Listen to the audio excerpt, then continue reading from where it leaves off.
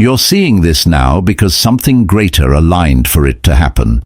This wasn't just a random scroll or a curious tap. It was a signal, a vibrational call, encoded deep within your path. The knowledge that Thoth once guarded doesn't appear by chance. It reveals itself only when the soul is ready to remember. And if you're still reading, it means you've already started to awaken. You've felt it, haven't you? That quiet unraveling inside.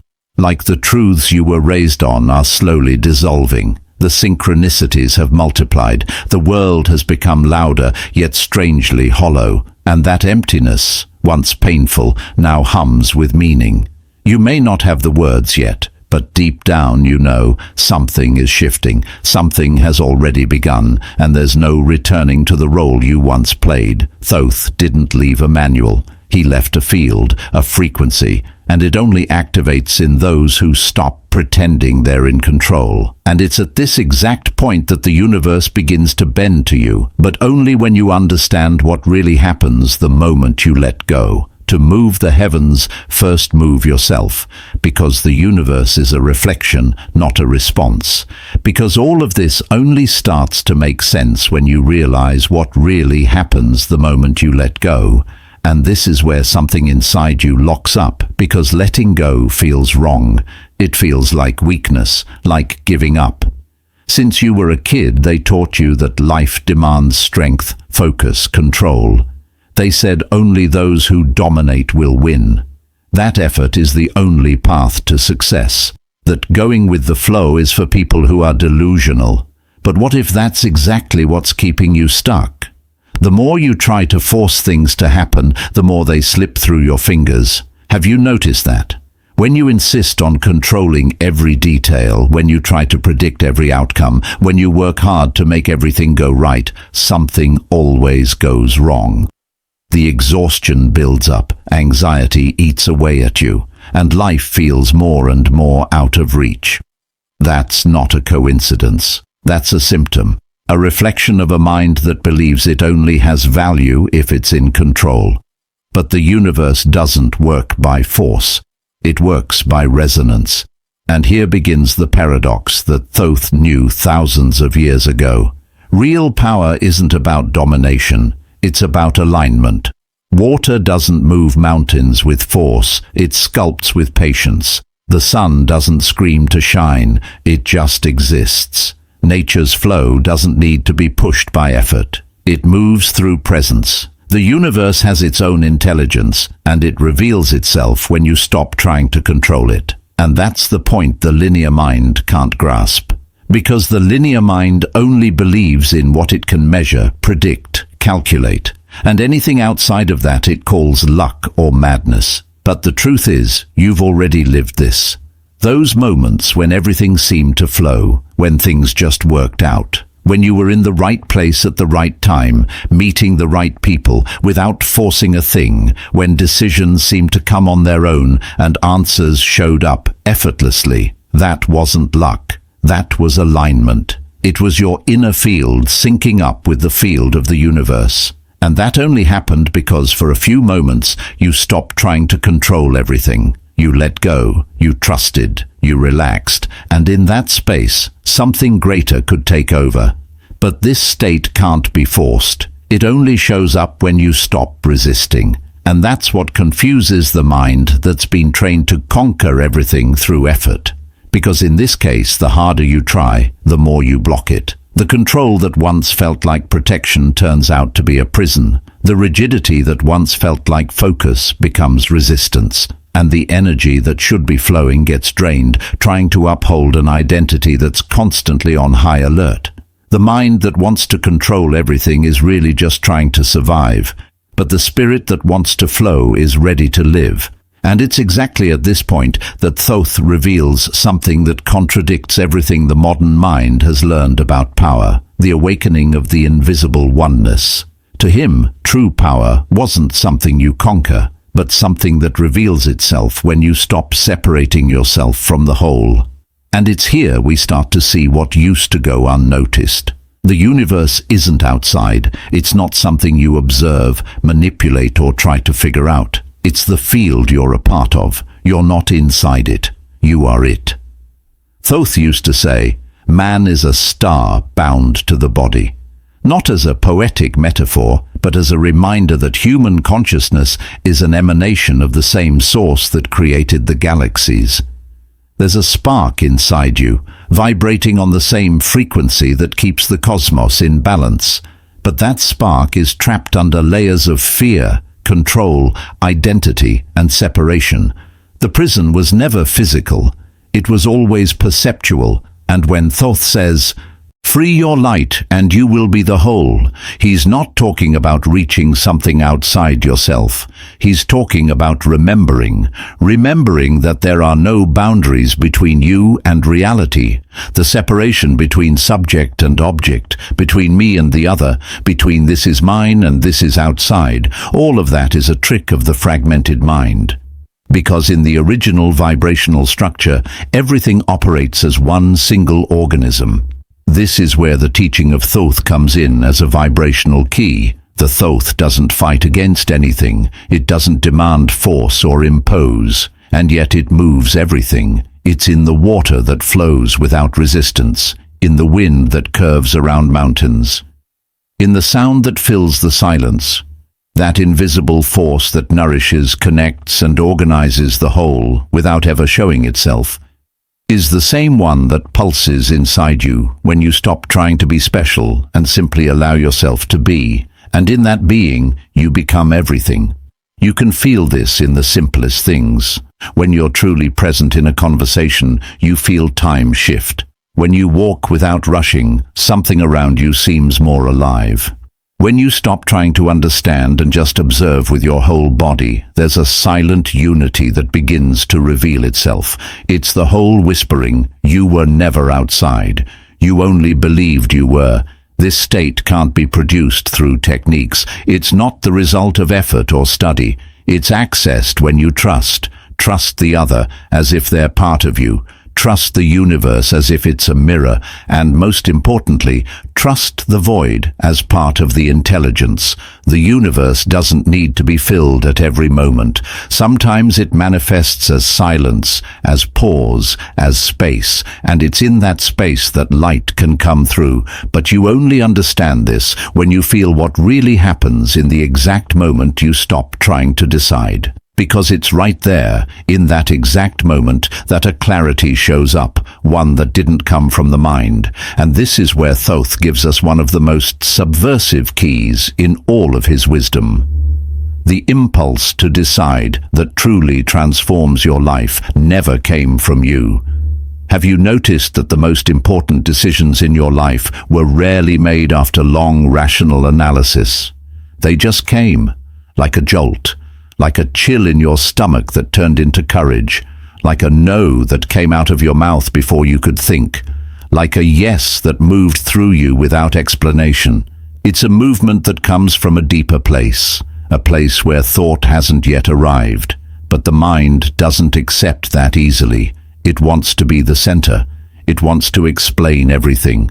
It wants certainty, control, predictability. That's why it creates simulations, pretends to decide, pretends to choose. It makes lists, calculates, evaluates risks. But deep down it's just trying not to feel insecure. Thoth knew that. He didn't see the mind as the enemy. He saw the mind as a tool, a polished mirror, useful but not wise, a reflection of what's already been processed, not of what's still being born. And this is where the modern paradox shows up. The more we try to control our decisions, the more artificial they become. And the more artificial, the less aligned with the whole. That's why, when you align vibrationally, something really strange happens. You stop deciding in the traditional sense. You just feel the yes or the no rising up like an energetic pulse. And it's at this point that something starts to guide you, something that's not external, but also can't be controlled by logic. It's the field making choices through you. And when you stop deciding with your head, something else starts deciding for you. And that changes everything. The heart of the formula? It's like reality takes the wheel. You're still there, but the feeling of being in control starts to dissolve. And instead of chaos, a strange harmony shows up. Everything that used to demand effort, control, and planning starts falling into place through unexpected paths. Not because you planned every detail, but because you allowed yourself to step aside. This is where Thoth takes us to another level of practice. Flow can only take over when the ego steps down from the throne. Ego here isn't vanity. It's the illusion that you're the sole author of the experience, that everything needs to go through your supervision, your logic, your control. But the universe doesn't bend to that kind of attempt. It closes up like a lake disturbed by restless hands. That's why true flow doesn't start with action. It starts with surrender, with the trust that there's an intelligence working behind the veils. And it only reveals itself when you quiet the noise of "I know." The most powerful example of this is the Kon-Tiki. An explorer builds a basic raft, trusting ancient navigation principles and a deep intuition that it would work. He doesn't try to fight the sea. He doesn't challenge the elements. He aligns with them. And what happens? Everything conspires. The ropes, once fragile, become stronger as the wood swells with water. Fish, for some unknown reason, show up at dawn exactly where he needs food. The wind blows just right at the right time and takes the raft to its destination. It's like the universe says, "Now that you trust, I can act." And that's the key difference between what many call manifestation and what Thoth saw as resonance. Manifesting isn't asking hard with your mind. It's becoming vibrationally compatible with what's already available. It's not forcing the universe to move. It's moving with it, becoming part of the dance. The modern mind wants technique, method, formula. But Thoth offered a kind of wisdom that's beyond manipulation. He pointed to a place where everything falls into place, not because you try to control it, but because you finally understood that control was the obstacle. When that understanding settles in, the natural flow of life takes over, and what once seemed unlikely starts to happen, not like magic, but as a direct result of being on the right frequency. And when that resonance hits, even the impossible starts working with you, like the universe had been waiting for that exact moment. And it's this silent power Thoth spoke of. When there's nothing left to hold on to, that's when you receive everything. But what does that mean in practice? How can someone who apparently gave up finally access what they've always been searching for? This is the part where the mind starts screaming, because everything in it was trained to believe that achievement comes from effort, merit, and control. But Thoth didn't speak of effort, didn't speak of merit, definitely not of control. He spoke of vibration, but this vibration doesn't turn on when you try. It turns on when you stop, but not just any stop. It's not passivity, not escape, not sitting around waiting for something to fall from the sky.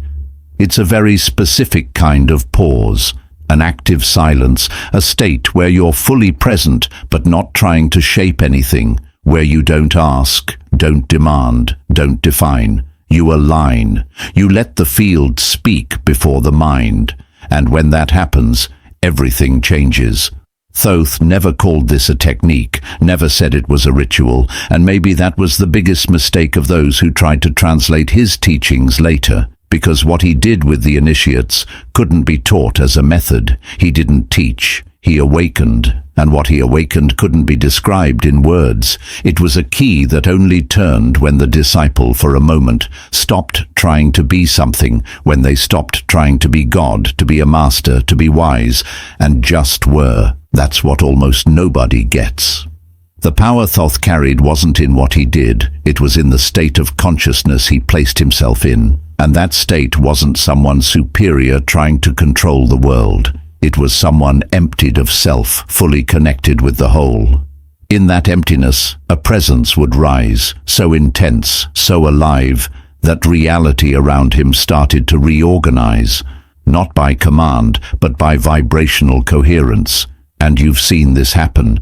You've been around people who didn't say much, but when they spoke, everything stopped. Or even when they stayed silent, the energy around them changed. You couldn't explain why, but you felt it. It was like their field was full of something you couldn't see but somehow recognized. That's not charisma, that's frequency. It's the field responding to the absence of interference. But none of this can be forced, not even fully understood. That's why Thoth didn't give it a name, didn't leave a formula. Because a name would create idolatry. A formula would become a market. What he left was a field. And that field can only be accessed when you approach it without trying to possess it. When there's no more need to hold, define, prove. Only then, when everything you held onto falls away, does true power appear. The dissolution of the defending self. And when that happens, a part of you panics, because the ego, so used to protecting itself all the time, starts to lose control. And when control slips away, fear shows up. Not ordinary fear, but a deeper fear that has no name, a fear of disappearing. That's the last shield, the densest layer between you and the source, and that's why so many give up right at the moment they were about to cross, because surrendering to the flow requires the sacrifice of something most people still value too much: self-image. What you believe yourself to be, what you built to protect yourself from pain, failure, rejection, all of that starts to dissolve. But Thoth used to say, as long as you try to protect yourself, you separate yourself from the source, because all protection is based on a belief in threat, and where there's threat, there is no trust, and where there's no trust, there's no pure vibration. The field doesn't flow where there's tension, it only manifests where there is space. Imagine a tense body trying to receive a wave. The wave hits and bounces off. Now imagine a relaxed body, surrendered, open. The wave enters, flows through, moves, transforms. What changes isn't the wave, it's the state of the one receiving it. And that's why defense weakens you. Because when you build walls, you don't just block what threatens you. You block everything. You block healing. You block intuition. You block the support the universe is trying to offer. You keep spinning inside your own mental field, trying to predict what might go wrong, trying to get ahead of the pain. And in that spinning, you drift farther and farther from the vibration of the whole. Thoth knew that true power doesn't lie in protecting yourself, but in no longer needing protection. Because someone in coherence with the field is no longer fighting life, they're dancing with it. And that dance requires vulnerability, not weakness but conscious vulnerability. Openness, permission, a state where the me that always needs to be right, strong, in control starts to dissolve. And when that happens, something new begins. Because the me that was defending was a filter, a noise, a fragmented field. As it dissolves, it gives way to what was always underneath. A being that doesn't need to prove anything, that doesn't react, that simply radiates. A vibrational being that no longer lives to survive, but to shine. You felt this before, even if just for a few seconds. In those moments when everything feels calm for no reason. When you look at the sky and for a moment you're not trying to understand anything. When something hurts, but there's no resistance. When you're with someone and you're not trying to seem like anything, you're just there. Whole, present, defenseless. No armor, just vibration. That's the state that reintegrates you with the source, because it doesn't separate, it doesn't divide, it dissolves the illusion of separation. You stop being a lone bubble trying to control the ocean. You become the ocean, and at that point, there's no reason to defend, because you understand through direct experience that nothing real can be lost, nothing essential needs protecting. What is true doesn't break. What is essential doesn't hide. And when that me disappears, what shows up in its place can no longer be manipulated. It doesn't begin to manipulate, but it does influence reality through its coherence. And that's where we hit a point that almost nobody talks about when it comes to spirituality. Thoth wasn't just talking about soul energy or invisible worlds. He was talking about systems, about structures, about how a person's vibrational foundation can change the way everything around them is organized, including society. Because trusting is political, and that might be the biggest paradigm shift so far. Trust, when lived as a vibrational state, doesn't just transform your inner world, it destabilizes everything that was built on fear, on control, on centralization. And Thoth knew this. He said that any system based on imposition is doomed to collapse because it disconnects from the organic intelligence of life. Nature has never worked through central control. Neither has the human body, nor the planets. The heart doesn't tell the liver what to do. The sun doesn't give orders to the moon. The intelligence of each part flows autonomously, yet interconnected. That's the principle of living decentralization, a system where every part is responsible for itself, but acts in resonance with the whole. That is trust in its purest form. That is collective coherence. And that's exactly why, when someone starts vibrating in deep trust, they shift the field they're in. They reorganize invisible structures. They disturb old patterns. And not because they're trying to change the world, but because they've become a new frequency within it. Just like a single healthy cell can regenerate an entire tissue, just like a new vibration, even a small one, can collapse a fear-based system. And that is also revolution. Not the kind that fights, screams, or destroys, but the kind that vibrates so differently the old simply doesn't know how to respond. What's based on fear can't understand someone who doesn't defend themselves. What's based on command has no idea what to do with someone who acts in synchronicity. In practice, that means your state of presence impacts more than any speech. That a community can function better when each person is aligned with the whole than when everyone follows an imposed rule. That a family balances more through real listening than rigid hierarchy. This isn't idealism. It's biology. It's physics. It's real hermeticism. It's Thoth saying, the macro is just a reflection of the micro. And if you shift your field, you change everything within its reach. This vibrational surrender, when held with steadiness, isn't naive. It's foundational, because it creates networks. It strengthens bonds. Not out of need, but out of energetic affinity. And that's why so many structures collapse when someone starts vibrating differently. Because what was held together only by survival contracts no longer has space when a new order emerges. An order based on mutual trust, not veiled threat. That's the intelligence Thoth saw long before modern systems even existed. The wisdom of a universe that self-organizes when there's no excessive interference. And that's what he implied. The highest wisdom isn't in the mind that plans everything, but in the field that knows where to grow. And when you start operating in that model, the entire universe responds with a precision that no logic can explain. The formula reveals itself inside you, without words. But this is where many people get lost.